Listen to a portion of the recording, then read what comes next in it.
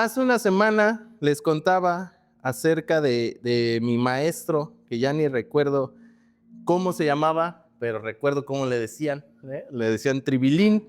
Entonces me acuerdo perfecto de este maestro que me traía en la mira y que siempre todo lo que pasara en el salón era mi culpa. 50% de las veces probablemente sí era mi culpa, pero 50% no. Y en muchas ocasiones llegó a culparme por cosas que yo no había hecho, y cuando trataba de demostrarle y decirle que yo no había sido, su respuesta era lo que más me enojaba, porque siempre me decía: "Shh, sí, Alfonso, tú nunca eres", ¿no? Y me callaba. Y ya entonces yo me quedaba con el enojo y la frustración porque solo me decía: sí, sí, tú nunca eres, Alfonso, ya, ¿no? Y entonces me ignoraba, no me hacía caso, y por más que yo tuviera pruebas o no, pues no me pelaba, no me hacía caso. Entonces eso generaba en mí frustración porque en la mayoría de los casos yo no tenía cómo demostrar que era inocente, que yo no había sido. Y cuando sí tenía pruebas, el maestro simplemente me ignoraba, no le interesaba escucharme. En las películas normalmente vemos los juicios, ¿no? O ni siquiera en las películas, en el internet, siempre en los juicios, normalmente todos son inocentes hasta que se demuestre lo contrario, ¿verdad? Por lo cual, todo el proceso legal se trata de que un bando busca que la persona en cuestión sea declarada culpable y el otro bando busca que sea declarado inocente. Entonces, lo único que hará que todo ese problema legal tome un rumbo diferente son las evidencias, ¿verdad? Si no hay evidencias de que esa persona es inocente, pues probablemente termine siendo culpable. En mi caso, aunque yo era inocente algunas veces, terminaba siendo culpable por falta de evidencias. Y en las películas, en el internet, en la vida real, muchas veces hay personas que son culpables o son declaradas culpables, pero que con las muestras, las evidencias, esas personas son inocentes, ¿no? Terminan siendo inocentes. Algunos habrán escuchado historias de personas que pasaron 20 años en la cárcel y después de muchas pruebas, de muchas evidencias, se dieron cuenta que sí era inocente, ¿no? Y que ya le habían arruinado 20 años de su vida, pero ya, las evidencias demostraron que esa persona era inocente. Pero, ¿qué significa evidencias, no? Las evidencias tal cual de diccionario quiere decir las pruebas que permiten confirmar o negar afirmaciones y son importantes para tomar decisiones fundamentadas. Es decir, son aquellas cosas que te hacen decir que sí o que no, ¿verdad? Aquellas cosas que confirman o niegan las afirmaciones. Y nosotros como cristianos muchas veces estamos acostumbrados a pedirles evidencias a Dios de cosas en nuestras vidas, ¿no? Quizás la pregunta que yo les hice al comienzo era más humana, ¿verdad? Más carnal, más entre personas. Pero si yo les hubiera dicho cuántas veces le has pedido a Dios evidencias para hacer algo, seguramente ahí todos hubieran tenido un ejemplo. Quizás en el otro no todos decían, pues yo no tuve con una tóxica nunca, ¿no? No tuve un tóxico, yo no tuve que pasar esas cosas. Pero en cambio, si metemos a Dios, probablemente todos alzaríamos nuestras manos y diríamos, yo le he pedido a Dios evidencias para hacer esto, ¿no? Evidencias para tomar esta decisión, para actuar de diferente, para cambiar ciertas cosas. Entonces estamos acostumbrados a pedirles evidencias a Dios de cosas en nuestras vidas, pero eso sucede porque hemos olvidado que Dios ya nos ha dado demasiadas evidencias de su poder. Y es así como se titula este mensaje, Evidencias de su poder. En la historia del pueblo de Israel, cuando recién salen de Egipto, Dios comienza a guiarlos a la tierra prometida, haciendo cosas asombrosas por ellos, mostrando su poder, su grandeza, pero quizás la que más me llama la atención fue la de alimentar a todo el pueblo en el desierto. Si nosotros pensamos y decimos, ¿cuánta comida tuvo que haber sido eso?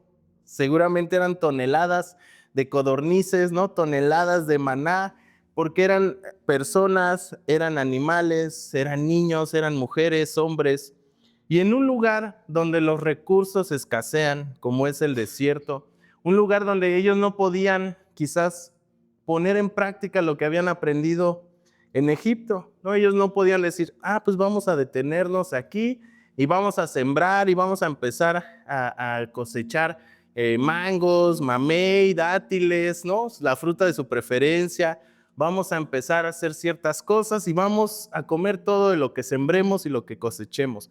No podían hacer eso porque normalmente tenían que seguir avanzando, tenían que seguir caminando, tenían que estar en constante movimiento. Entonces, aunque ellos supieran sembrar, cosechar, arar la tierra, no les servía de nada porque no podían estar en un mismo lugar y tampoco probablemente el desierto no sea la mejor tierra o el mejor lugar para empezar a cosechar. Entonces, cuando el pueblo comenzó a tener hambre, ¿qué creen que pasó? Empezaron las quejas, así como ustedes, ¿verdad? Así como cada uno de nosotros cuando tenemos hambre, empiezan las quejas, empieza el malestar, empezamos a convertirnos en otras personas.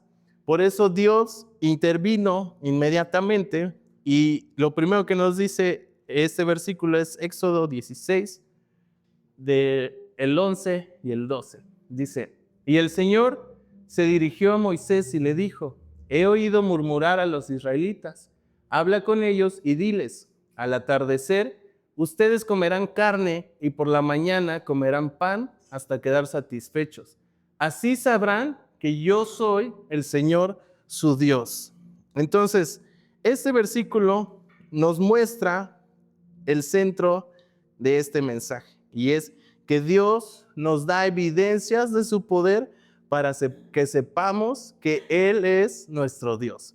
Dios nos da evidencias de su poder para que sepamos que Él es nuestro Dios. Por eso en este versículo está diciéndoles, yo les voy a dar de comer por la mañana, por la tarde, y así van a saber que yo soy su Dios.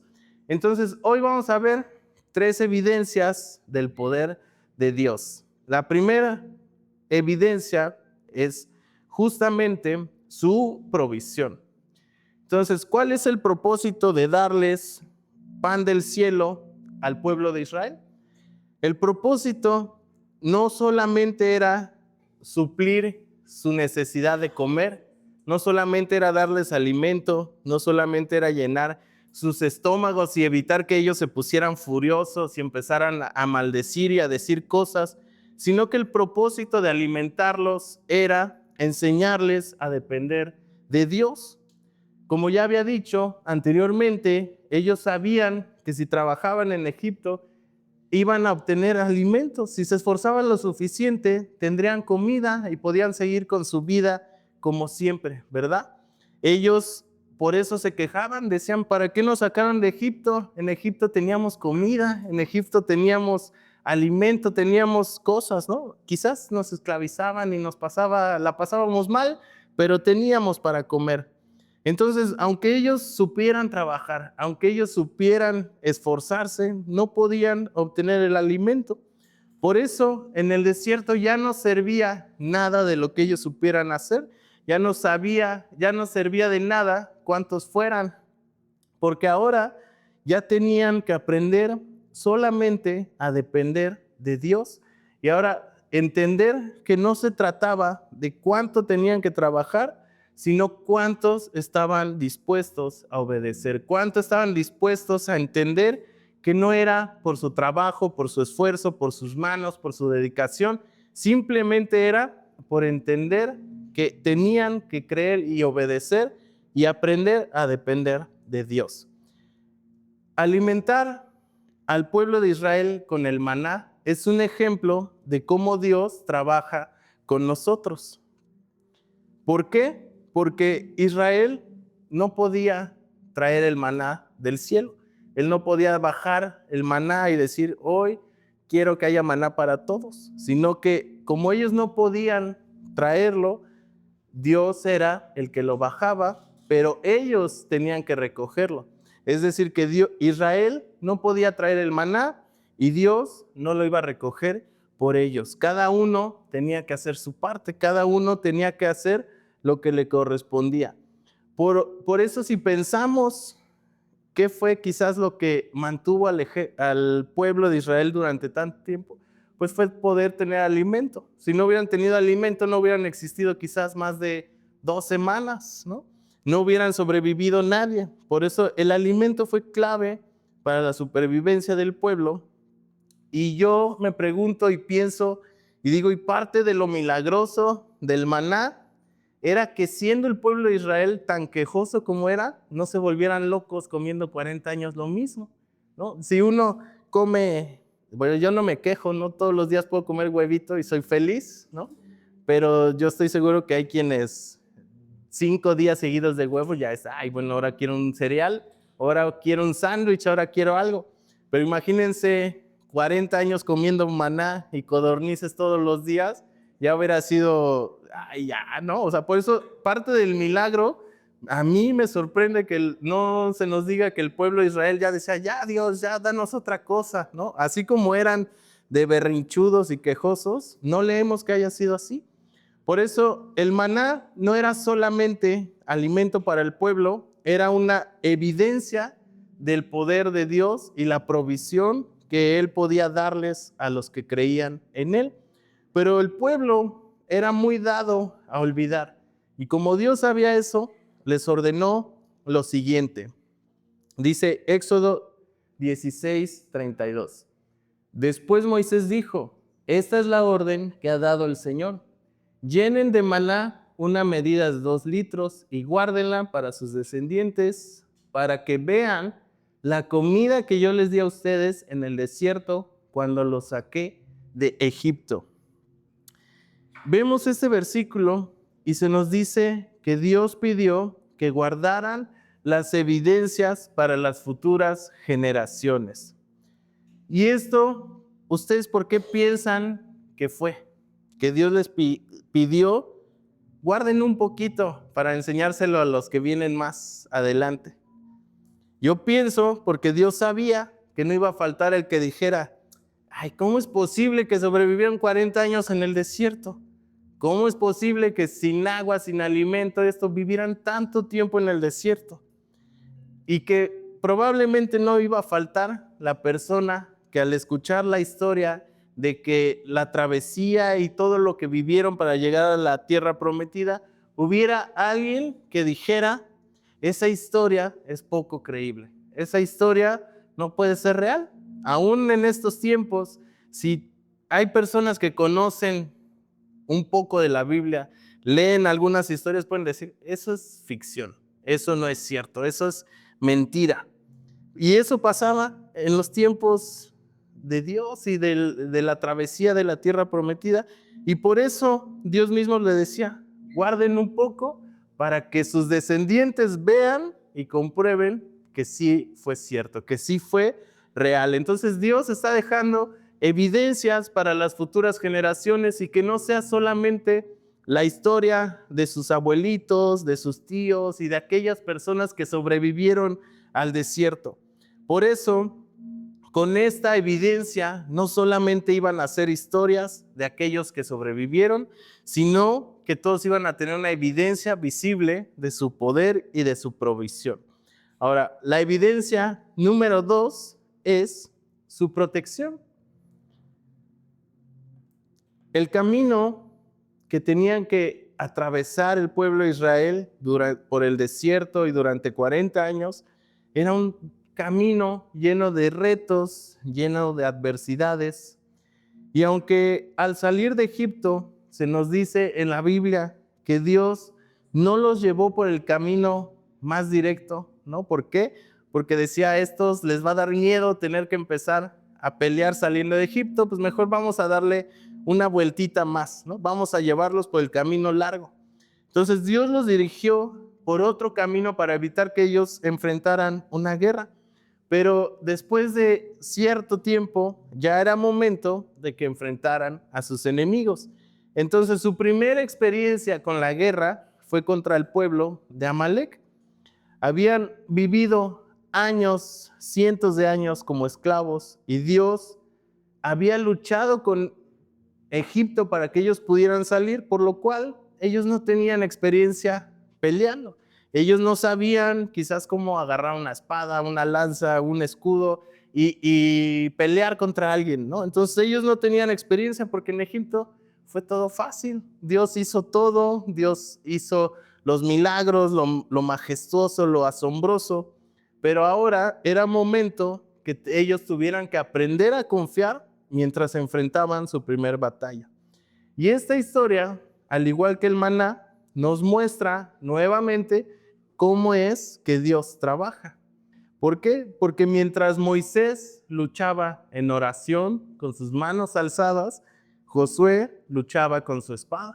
O sea, había alguien que estaba luchando una guerra espiritual, pero había alguien que estaba luchando una guerra física, una guerra donde se tenía que poner frente a frente contra alguien y darse espadazos y sobrevivir y ver quién sobrevive, ¿verdad? Entonces no todo se trata de decir, Dios acaba con mis enemigos y yo veo desde acá a lo lejos cómo los matas a todos, ¿no? Sino que también tienes tú que enfrentar tus batallas, también tienes que luchar, también tienes que esforzarte. Y después de esta historia donde se nos dice que el pueblo de Israel tiene su primer triunfo y ganan, ¿no? La oración también nos enseña que la oración de Moisés no quitaba lo que Josué tenía que hacer. Moisés tenía que seguir orando, pero Josué tenía que seguir actuando. Entonces vamos a leer ahora Éxodo 17:14 y dice, después de haber vencido al pueblo de Amalek, dice, entonces el Señor le dijo a Moisés, escribe esto en un libro para que sea recordado.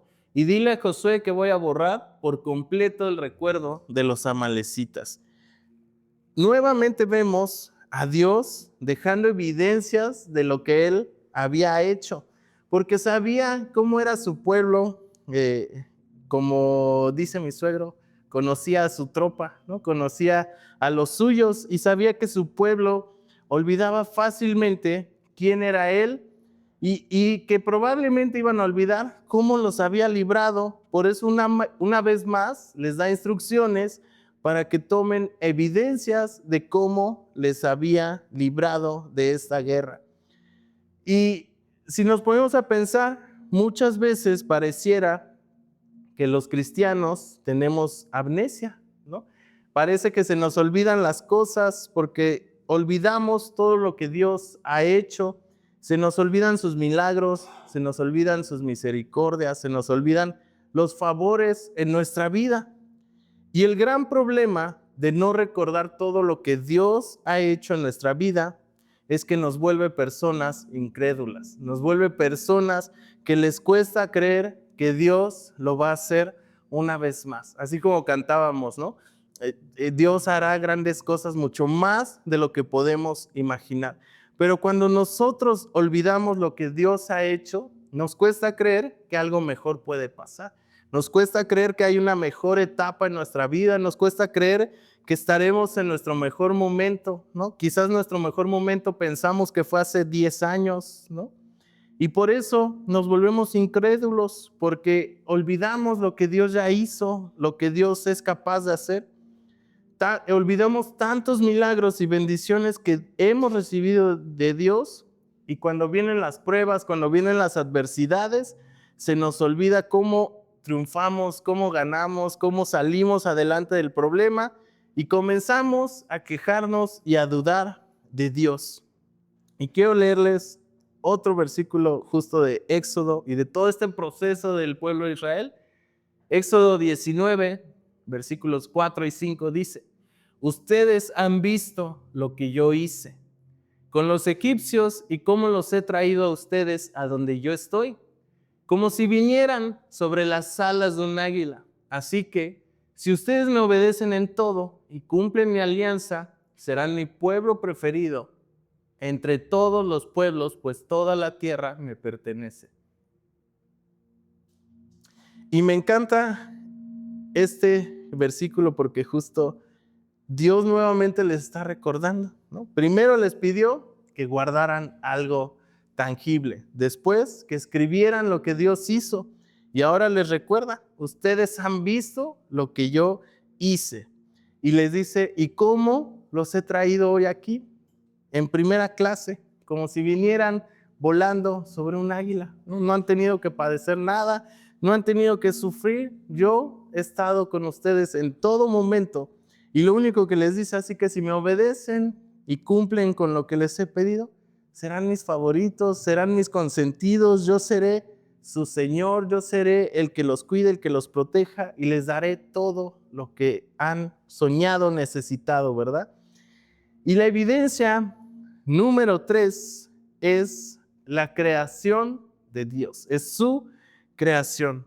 Y aquí quiero leerles 2 versículos, que el primero es Salmos 19, y todos lo conocemos, ¿verdad? Los cielos proclaman la gloria de Dios y el firmamento anuncia la obra de sus manos. Pero ahora quiero leerles el siguiente, que es Romanos 1:20, y dice, desde que el mundo fue creado, la humanidad ha contemplado toda la creación que le muestra el eterno poder de Dios y el hecho de que Él es verdaderamente Dios. Así, lo invisible de Dios se deja ver por medio de la creación visible, por lo que nadie podrá excusarse diciendo que no sabía si Dios existía o no. No sé ustedes, pero este versículo es maravilloso, es hermoso. ¿Por qué? Porque nos dice desde el inicio todos han podido tener una evidencia de que hay un Dios. ¿Por qué? Porque es imposible que la tierra, el mundo, el universo sea como es de casualidad. En otras palabras, este versículo nos dice, Dios es evidente en todo lo creado. Dios es evidencia, nos da evidencia en toda su creación. Les quiero preguntar, ¿alguna vez han pensado, han meditado en cómo es que funcionamos tan perfectamente? ¿Se han puesto a pensar que para que muevas tu mano, tu dedo arriba, abajo, izquierda, cierres la mano, el puño, que parpadees, que lo que sea, primero tiene que pasar por tu cerebro y en segundos, milisegundos, tiene que mandar una señal a tu cuerpo para que tu cuerpo, antes de que lo quieras hacer, lo esté haciendo? O sea, es una locura pensar cómo funcionamos, pensar cómo tenemos somos máquinas perfectas, ¿no? Podemos hacer todo, podemos pensar, sentir, disfrutar, ¿no? Entonces, yo cuando pienso en todo lo que puedo hacer, a veces hasta dejo de pensar porque me confundo más, ¿no? Porque no entiendo todo lo que es, no entiendo cómo es que puedo sentir tantas cosas, cómo lo que siento por fuera es diferente a lo que siento por dentro, mis pensamientos, mi manera de ser, de actuar, todo lo que veo, lo que escucho, todos esos deleites que tenemos como ser humano son muestra de lo que Dios nos ha dado, ¿no? Ahora yo les pregunto, ¿se han maravillado al ver una noche estrellada? ¿Se han puesto a pensar que son más estrellas que granos de arena en el mar, en las playas y en todo?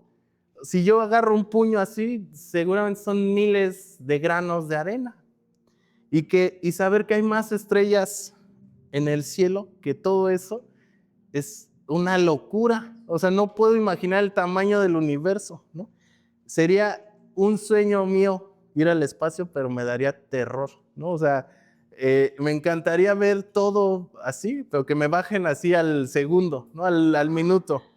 ¿Por qué? Porque ha de ser fascinante ver el universo, pero aún no tenemos que ir al espacio. Los animales, ¿no?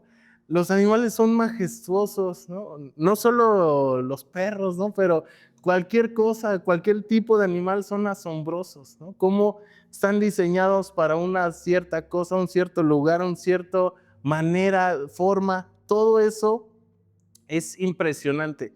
Ver la naturaleza es algo que a mí me vuela la cabeza, ¿no? Es algo que no puedo comprender cómo se formó, cómo existe, cómo hay árboles tan gigantes, tan majestuosos, Y yo no sé si todas esas cosas para ustedes son un arbolito, un animalito, yo que estoy sudando aquí, que me arde mi ojo porque me entró sudor y todo eso que sentimos ya es tan normal que decimos, no, cualquier cosa. Entonces todo eso nos muestra a Dios, pero no estamos suficientemente atentos.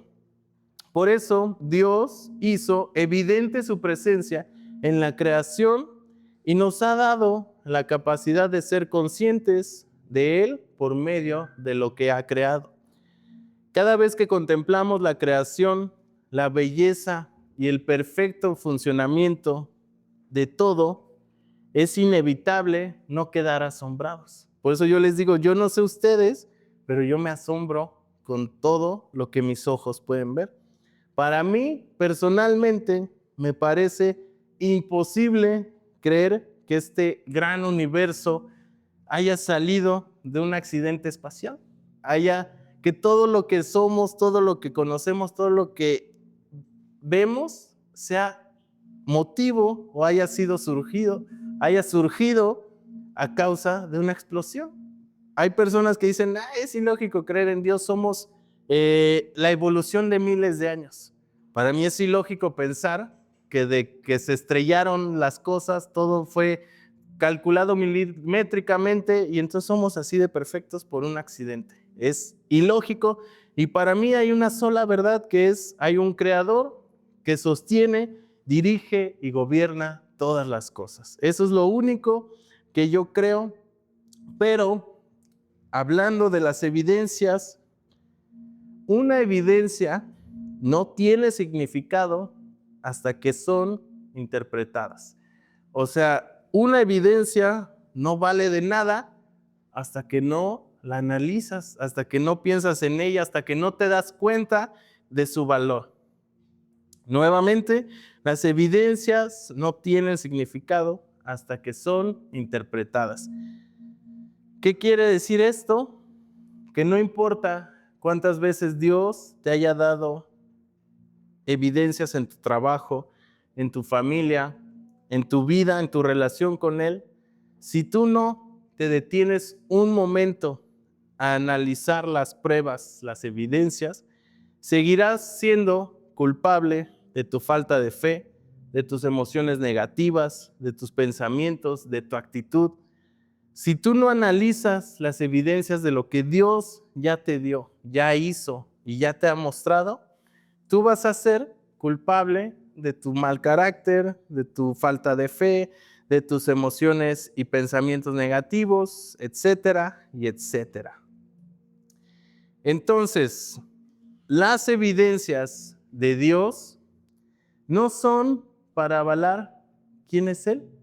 Las evidencias que Dios nos deja no son para mostrar, miren, ¿ven cómo sí puedo hacer las cosas? No, son para beneficio de nosotros. Las evidencias son para nuestro bienestar, para que nosotros podamos creer, ver las cosas y no para que Dios muestre que Él es todopoderoso, no para mostrar que Él es capaz de hacer ciertas cosas, sino que las evidencias son para que todos nosotros podamos tener certeza de que no se trata de nosotros, que sin importar lo que hagamos, nunca se va a comparar lo que Dios puede hacer por nosotros.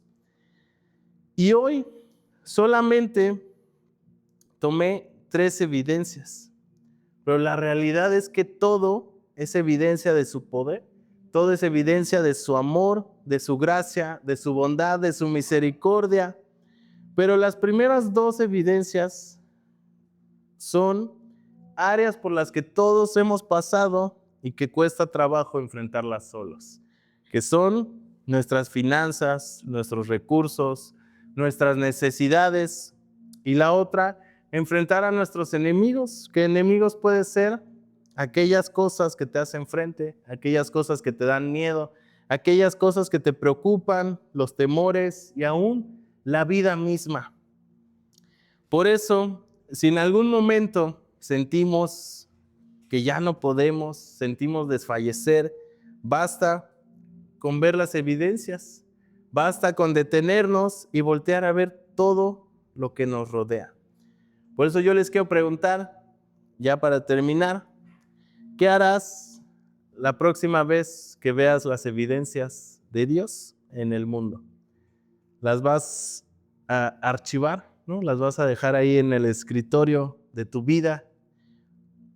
¿Vas a pasarlas por alto y vas a decir, no son evidencias suficientes, necesitamos más, queremos ver más pruebas? Y entonces no vas a analizar lo que Dios ya hizo.